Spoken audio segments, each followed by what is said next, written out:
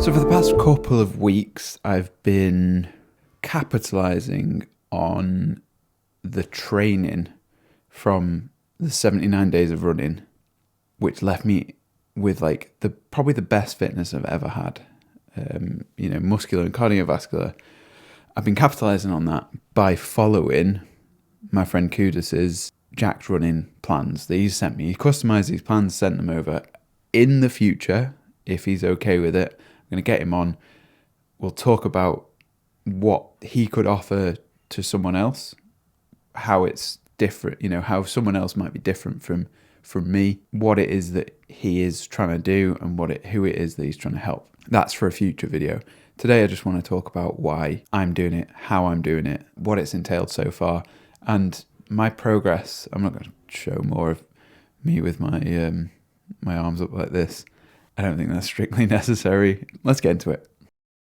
79 days of running 79 left me with the best physique I've had probably in the last 8 or 9 years. I'd spoke to Kudus about this before. He has started up this thing called Jacked Running, basically helping people who run do more strength training. He sent me some plans and some videos that went along with them explaining why I was doing these things, how to find out more about it, things like that.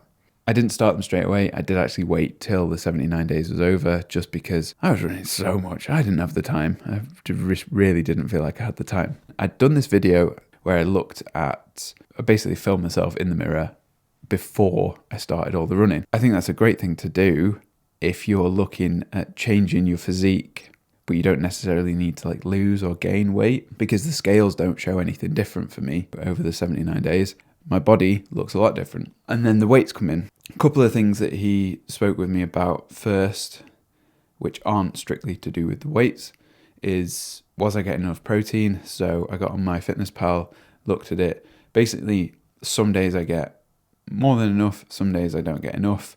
I'm trying to just level that out. So he said, which I think is pretty standard, is like about 150 grams of protein for me per day, because I weigh about 73 to 75 kilos. The other one was taking some creatine. I was sort of already doing that, but I'd forget all the time, and I had actually run out, so picked up some more of that. I have a plant-based diet, so no meat, no eggs, no dairy.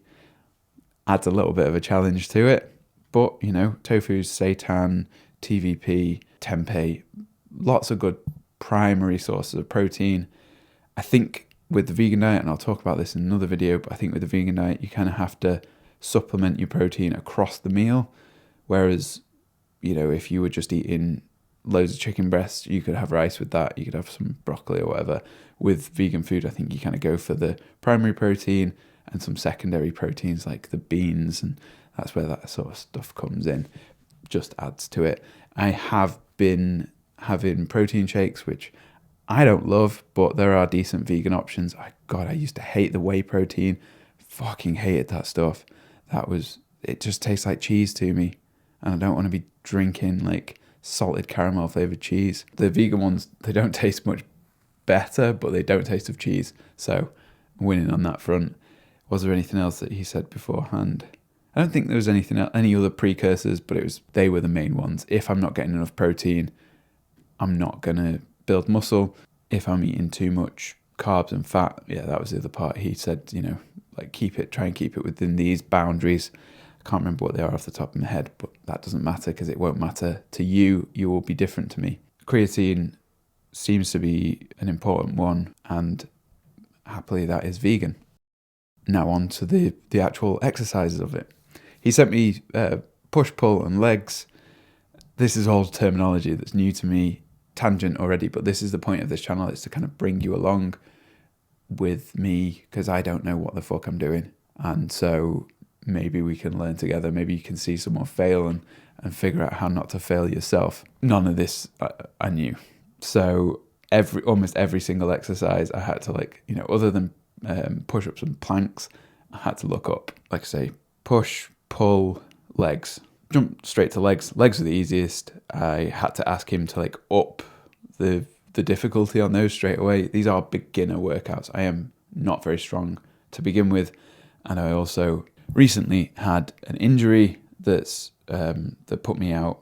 I've talked about it loads of times. Broke my arm so badly that I was basically unable to maneuver myself out of a chair for a long time. It's also reduced my mobility in this arm by quite a lot because there's some metal plates in there restricting my ability to move it, which I'll get to in a sec. But yeah, so legs, relatively easy. Squats, split squats, and I think he's thrown in some like ab stuff at the end of every one, which I don't know if is typical, but it works. It's nice. I like ab stuff. It's fun. Push and pull. Didn't really know what this meant beforehand. Now I obviously do. One of the issues for me was press ups.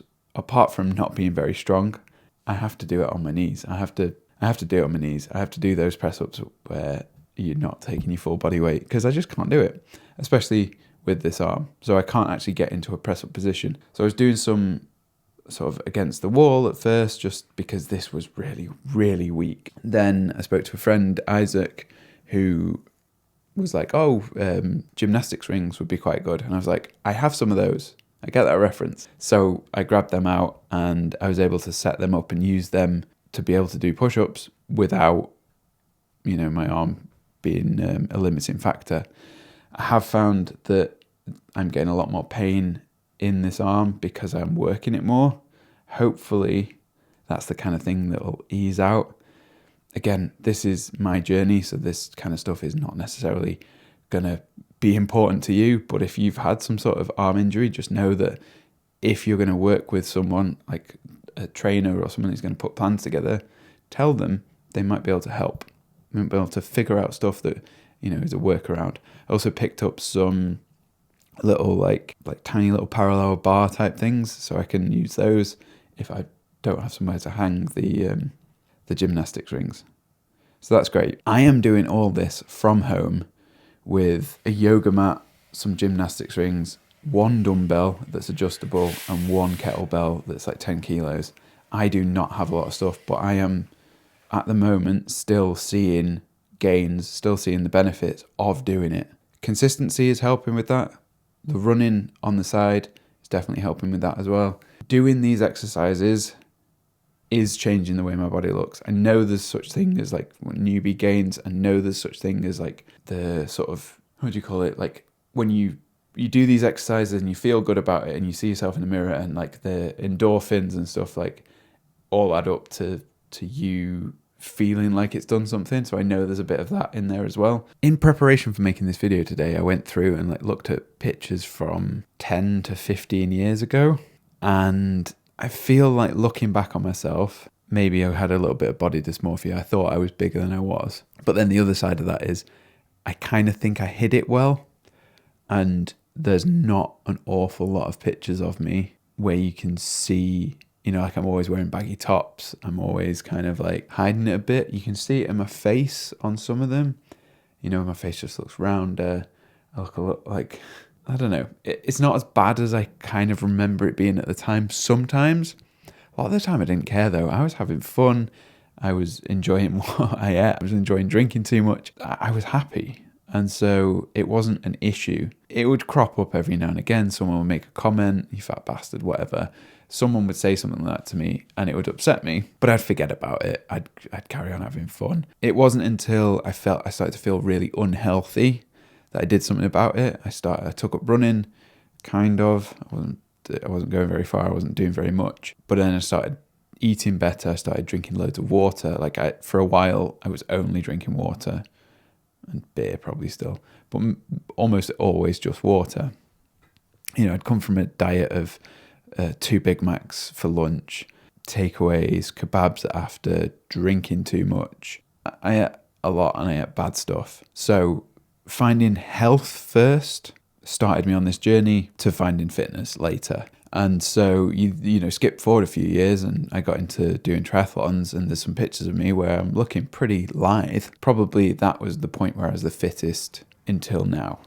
Now I'm I think I'm probably fitter than I was then. But it was interesting looking back on myself because I was like, oh, I thought I was like hideous sometimes. I just look a little bit chubby. It's hard when you're living through stuff. By saying that, what I'm trying to get over is the fact that I kind of, like, as long as I'm healthy, I tend not to be bothered about the way I look.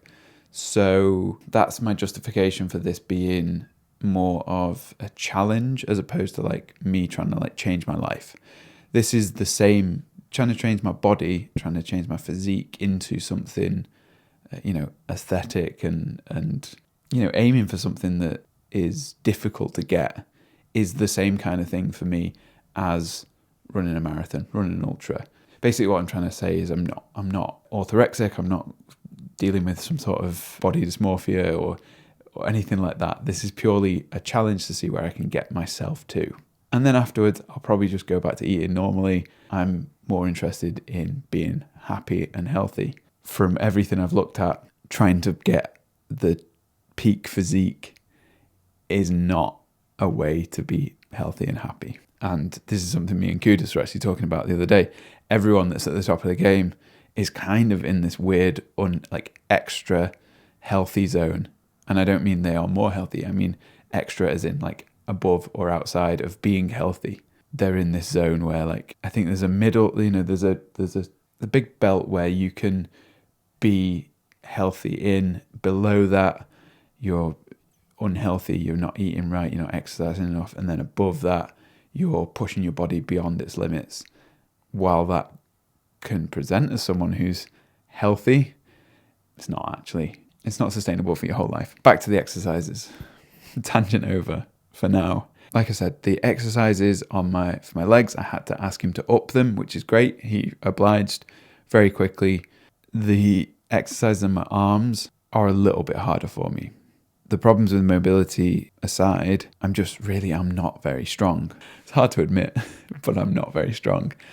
And so there's a lot of this, which is like, it feels, I'm picking off the 1 kilo plates to do certain like rear delt flies and stuff like that. It's really, really low weight. But the great thing about that is I can do it with the limited resources that I'm using at the moment, and I can then progress. And I'm not going out and buying loads of stuff or getting an expensive gym membership until I need to. And I do think I will need to at some point, especially if I'm going to push into that, that next level. I definitely am. Definitely going to need that. But the best part about this is, and the thing that I can say to you, is you can do this cheaply. Go to Decathlon, buy, a small set of weights. It's not going to cost you all that much. Definitely going to cost you less than a gym membership for the month. And then you've got those. A cheap yoga mat, just to have something under your feet, and just, start following some sort of plan and be consistent. What I thought in the past, and what Kudus has now helped me with, is I thought you had to do hundreds of different moves and stuff you had to target each muscle individually. Really simple. You do a couple of these things and you do them as much as you can over the course of a week, but not like so much that you're talking like half an hour here, an hour there. It's actually a lot more simple. It doesn't mean it's easy, but it's a lot more simple than I was making it out in my head. Now, how far that's going to take me, I'm not sure. At some point, am I going to have to be doing more? Am I have to be going to the gym and getting coaching? Probably, but that's further down the line. Far enough down the line that by the time I get there, I'll feel invested in this in a bigger way than I am now. It's like when I first got into running, I'd do a little bit, a couple of weeks later, I'd do a little bit more, and I was never progressing. I was never taking it seriously enough, where really what I should have done is gone out for a mile a day, 500 meters a day, done that 5-6 days a week, and really tried to build a habit out of it, build it into my life, as opposed to making something difficult and tacking it onto my life, because it's never going to work. That extends into diet as well. I would say I have never been on a diet. What do I mean by that? Well, we have a diet. The sum total of what we eat is our diet. But to be on a diet, it is another thing. Semantically or culturally, to be on a diet, we understand that as like, oh, I'm going to do this change to my eating for a course of time, and hopefully it will make me lose weight. Usually that's what it is. I have never been on a diet. I have changed my diet in ways that are more permanent. I had a crappy diet for quite a while there. The time between like when my parents stopped making me my food and I started, having money to go out and find my own, to go to KFC, to go to McDonald's, that time where I was buying my own fast food, that wasn't a great time for my health. Beyond that, I got a little bit better. I was cooking more. I still had quite a limited... I was into food, but I was quite limited with it. And then that developed. I went and trained as a chef. Bad eating spells during that, but that was, that was part of the course. And then coming out of the other side of being a chef, meeting people who have different views on food. The way that I eat has subtly shifted over the years. I've never gone, right, for the next 6 weeks, I'm going to be on this diet. And I feel like that is the best way to do it, to change the fundamentals of how you eat and perceive food. It's not easy, but it's as simple as that. Deciding now to eat a fraction less indefinitely is more likely to get you long-term results than eating in a way that reduces your body weight by X amount fast, because you're going to probably bounce back up. Does that make sense? Yeah, I think that makes sense. And then the last thing to add is that there are going to be times when you're not going to be able to fit these workouts in. This last week has proved that to me. I tried, I failed.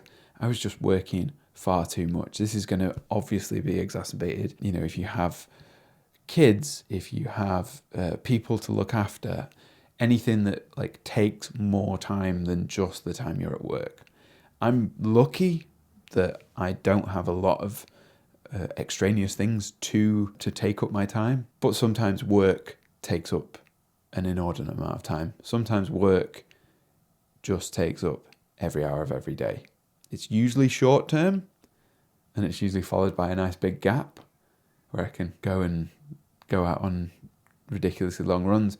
But sometimes, as in the last week, it just takes all of the time and I can't exercise at all, basically. I managed to fit in some cycling, but that was because I was commuting. I wasn't able to do the weights. But here's the important thing. If that happens, you get back onto it as soon as you possibly can. I always try to not have 2 days off. I think that's a really good practice. But if you do have a few days off, make sure to reset after those days and come back to it. And come back to it properly. And don't think that you've lost all that progress because you've had 4 days off. Because that's just not true. I've been struggling to eat well. I've been struggling to exercise. And it's not made a difference at the moment. If I keep this up and I keep not eating right and I keep not exercising, obviously it's going to have an effect then. But if I get back to it, I should be fine. Right, this has been a long rambling video. Thank you for watching. I'll see you in the next one. I was going to say laters, but that's from my other channel. Bye.